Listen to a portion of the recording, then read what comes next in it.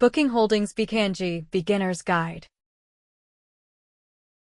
If you have ever typed hotel in Lisbon next weekend and clicked the first clean-looking result, there is a very good chance the company that just helped you is the one we are talking about today. Booking Holdings, ticker BKNG, is the biggest online travel agency in the world, and it quietly runs 5 of the most recognizable travel brands on the internet. Quick reminder before we go in. This is educational only. We are here to understand the business, not to recommend buying or selling anything. So, what does BKNG actually do? Booking Holdings is what people in the industry call an OTA, an online travel agency. That just means it runs websites and apps where travelers go to book hotels, apartments, flights, rental cars, restaurant tables, and tickets to attractions. The company itself does not own any hotels or planes. It is the middleman, the digital marketplace that connects you with everyone who has a room or seat to sell. Its flagship is Booking.com, which dominates Europe and most of the world. Then there is Agoda in Asia, Priceline in the United States, Kayak, a meta-search site that compares travel prices across many other sites, and OpenTable, the restaurant reservation app. The way Booking makes money splits into 3 buckets.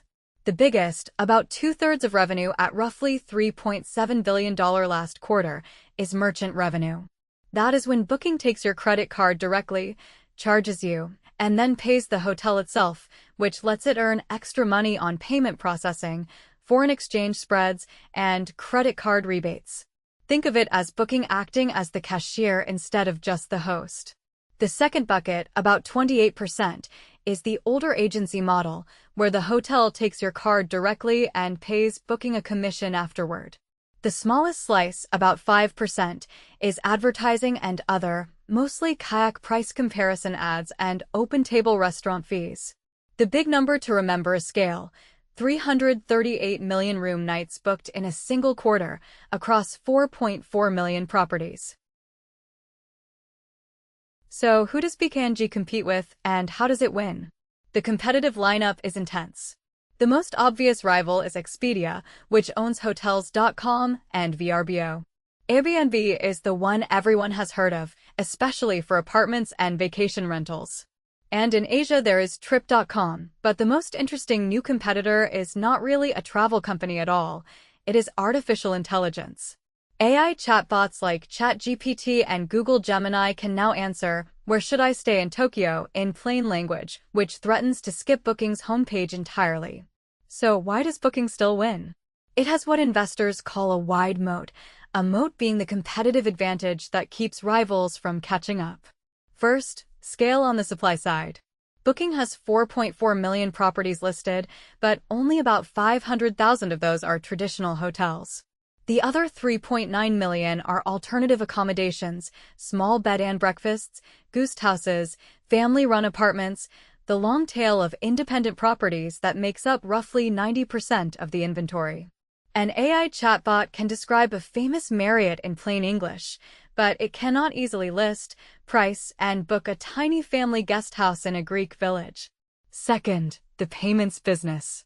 Booking handles the credit card, the currency conversion, refunds, and the legal compliance in every country it operates in. That is real plumbing, not just a search box. Third, what they call a two-sided network effect, meaning the more travelers use Booking, the more properties have to list there, and the more properties list, the more travelers come. And finally, the Genius Loyalty Program.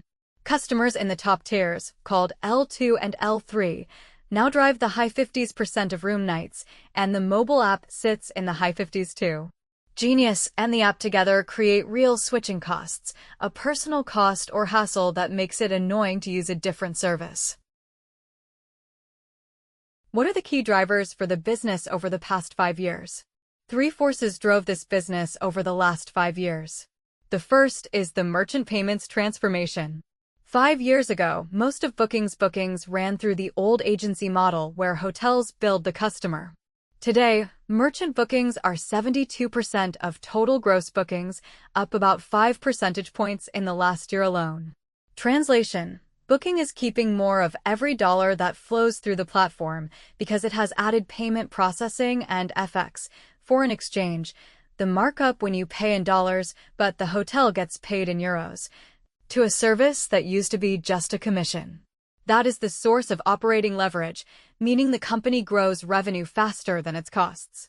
The second force is a multi-year cost cleanup the company calls its transformation program. Management committed to taking out roughly $500 to $550 million of fixed costs in 2026, and they are on track. In plain English, smaller back-office bills, leaner technology spending, and better margins. The third force is the most strategic, the connected trip. The idea is that instead of just booking a hotel, you book the hotel plus the flight plus the rental car plus the restaurant reservation in one transaction inside one app. Connected trip transactions are growing roughly 3 times faster than total transactions and now make up the low double-digit percentage of all Booking.com transactions.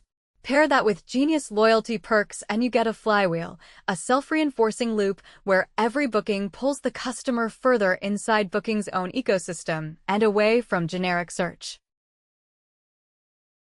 To wrap up, big picture, here is the one-sentence summary. Booking Holdings is the world's largest online travel marketplace, earning a cut of roughly 338 million room nights a quarter across 5 brands. And shifting its mix toward payment process transactions to keep more of every dollar that flows through. 2 things are worth tracking as a learner. First, the AI question, can Booking's long-tail inventory, payment stack, and Genius loyalty keep travelers inside its own apps as people start asking ChatGPT for trip ideas? Second, the connected trip rollout, if hotel plus flight plus car bundles really take off, that changes how big the long-term opportunity is. As always, this is educational only. Do your own research and use this as a starting point for understanding the business behind the ticker.